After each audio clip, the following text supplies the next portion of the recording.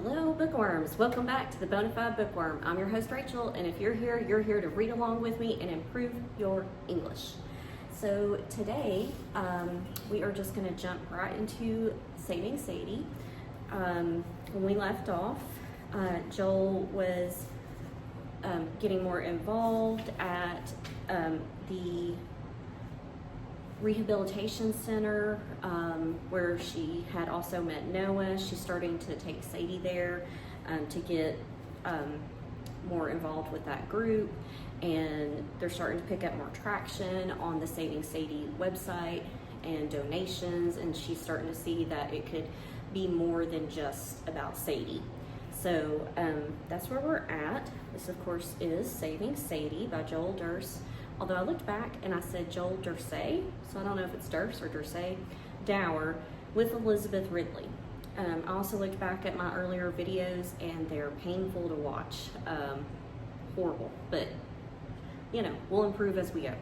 So, Saving Sadie, we're on page, 151, and it's chapter 8. It's called The Mothership Connection, and here's a cute little picture of Sadie with her little bear there for Christmas time. All right, so here we go. The autumn and winter of 2012 was a busy time for Sadie and me, full of several significant milestones. She continued to make progress in her rehab, slowly but steadily.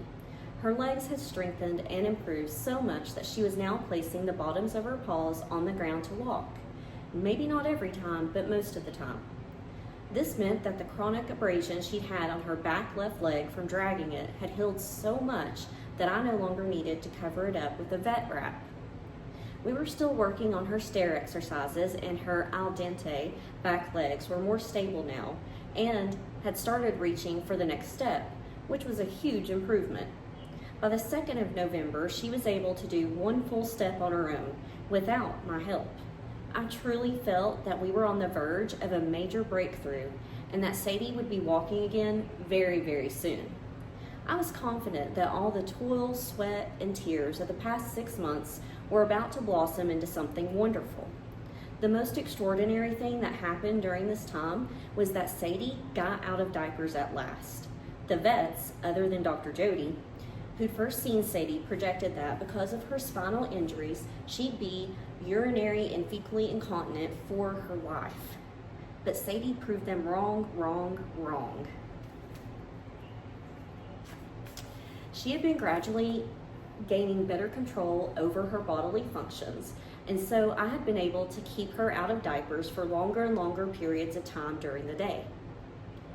It was mostly at night when she'd have problems, or first thing in the morning when her bladder was too full for her to go on her own, and I had to help her empty it. Dr. Lori from Tops had recommended a homeopathic remedy for dogs with urinary incontinence called Leaks No More, and that helped greatly. Now Sadie was staying dry all night and then rushing down the stairs by herself in the morning when she needed to go. I would let her outside and she would urinate without any help. She had been detoxing on her own almost since the beginning, so now she had achieved true independence in the bathroom department. I think my constantly reinforcing the command of go potty, had helped Sadie make the connection, along with watching Sparky go potty too. I was so proud of what Sadie had accomplished, not to mention how much easier it made my life, no longer having to diaper a nearly 50-pound dog several times a day. Meanwhile, in addition to all our at-home efforts, Sadie was now back to swimming several times a week at Think Positive, while also still getting intensive treatment at Dr. Jody's and at Tops. Originally, we had thought Sadie would only need to go to Tops until the end of October, but she was doing so well and making so much progress that we decided to continue her treatments there for at least the rest of the year. For all the fantastic physical progress Sadie was making, I noticed the biggest improvements in her mental and emotional state. There was no longer any trace of the blank, empty-eyed, detached Sadie I had seen at the shelter and in our first days together. She was now a bright, energetic, curious dog who loved people and loved life and never complained about her limitations. She adored trips in the car when she could sit up tall and straight and press her nose firmly against the window, watching everything that flew by in a state of delighted wonder. Sadie savored every little detail in life, from the smell of fresh cut grass to a sticky, huge, and sloppy ice cream kiss from a toddler to a dish of raw food placed in front of her. I had had dogs all my life, but I had never seen a dog eat the way Sadie did. Most dogs bolt their food like crazed lunatics, whose lives depend on devouring the entire meal in under 12 seconds. But Sadie actually took her time to smell and taste and thoroughly chew every little morsel, reveling in the pleasure it gave her. I often felt that Sadie understood the fate she had been saved from, and having that awareness allowed her to appreciate life so much more than most humans do. Animals, especially animals like Sadie, have so much to teach us about our own lives if we would only listen. Gearing up for the holidays was especially fun with Sadie around. There were so many people to reach out to and thank for all their support during the year. I decided a good way to do this was through a mass Christmas card mailing. I didn't have the budget to hire a professional photographer and designer, so I plopped a Santa stocking cap on Sadie's head, gave her a teddy bear, and posed her beneath the Christmas tree in the front lobby of Dr. Jody's clinic, then took a photo. I used that photo on the front of the card along with the phrase, "Don't stop believing," and then inside I put a reproduction of Sadie's paw print with the message, "Greeting you with my paws extended for this holiday season and all year long. Love, Sadie." Together, Sadie and I signed, addressed, and mailed over 250 cards to friends, family, and Sadie supporters worldwide. I wished we could do more and thank every person individually, especially all the people who had donated money toward her care. But for now, this would have to do. Next year, I promised her, we'll find a way to do even more to thank your friends and fans. In my mind, I was thinking, next year we'll be sending out a Christmas card that shows Sadie standing up and walking. What holiday gift could be better than that? Dobby Maxwell, the comedian I'd met in September at Acres of Hope and Aspirations, made good on his promise to keep in touch and have Sadie and me as guests on his program, along with famed animal communicator Asia Voigt.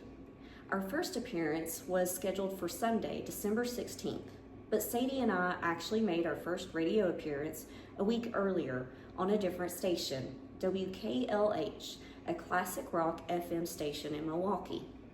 That appearance came about when my friend Chris and I attended a fundraiser at a local concert venue a few weeks earlier for a police officer who'd been severely injured on his way home from work when he was struck by a wrong-way drunk driver on the expressway.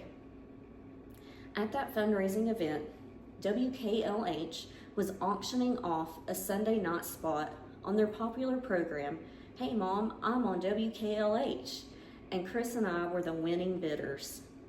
So on Sunday, December 9th, Chris, Sadie, and I took our places behind the microphone with the host for the 6 to 7 p.m. show. I was a little nervous, this being my first time on the radio, but I so appreciated the opportunity to share Sadie's story with an increasingly wide audience. We have been determined to extend our media outreach beyond newspapers and the internet, and now here we were, establishing a presence on the radio too. Part of the fun of being guests on the program was getting to choose my own playlist of songs from the many thousands in WKLH's library. I didn't want to choose random songs or songs that weren't necessarily personal favorites. I wanted to somehow honor Sadie with my choices, even if only indirectly.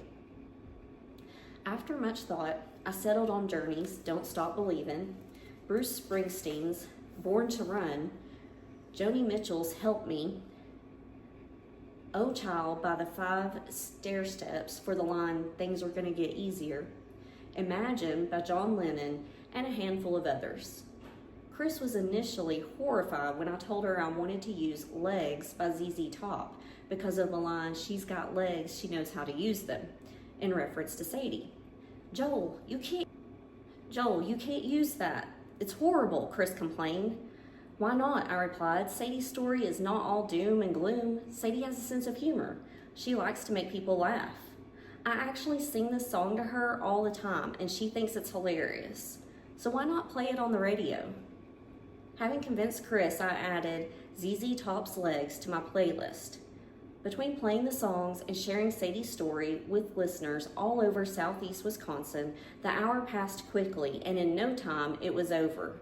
Sadie had been so perfectly well behaved in the studio, greeting everyone like a pro and sitting quietly at my feet. While we were on the air, I had no qualms about pursuing future radio and even TV appearances for her. Clearly, Sadie was a media darling in the making. After WKLH, we were excited, gearing up for our next radio show, scheduled for the following Sunday on WLIP AM 1050 with Dobby Maxwell, when the unimaginable happened. On December 14th, a deeply troubled young man named Adam Lanza walked into Sandy Hook Elementary School in Newton, Kentucky, and murdered 20 children and 6 adults in cold blood. Like the rest of America and the rest of the world, I was shocked and horrified beyond belief as I watched the news unfold.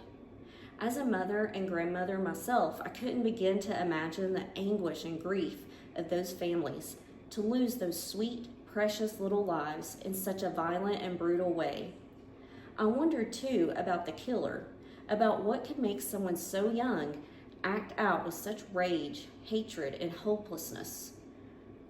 I knew there were a lot of adolescents like Adam out there, even if most of them didn't express themselves through such extreme measures. It was said that Adam, like many young men who commit mass murder, had been teased and bullied in school. Kids need to feel welcomed and embraced, whatever their challenges and differences, I said to myself. They need to hear and learn the message that being different is okay. Sadie, in overcoming her challenges, can be an example of that. She can teach people, especially kids, how to embrace differences. That's an essential part of her story. I believe that was the first moment I realized that Sadie and I would eventually take up the banner of the anti-bullying movement. But I just wasn't sure yet exactly how to make that happen. Even with all of Sadie's remarkable progress and improvement, her care was still essentially a full-time job. And given my other real full-time job, I couldn't yet see how we could take on even more challenges and add more commitments to the mix. For the moment, I just needed to be patient and have faith. Everything would happen in its own time. So we're going to stop there for today. And wherever you're at, I hope you're having a great day, week, month, year. But I do hope that you come back here. Have a great day. Bye.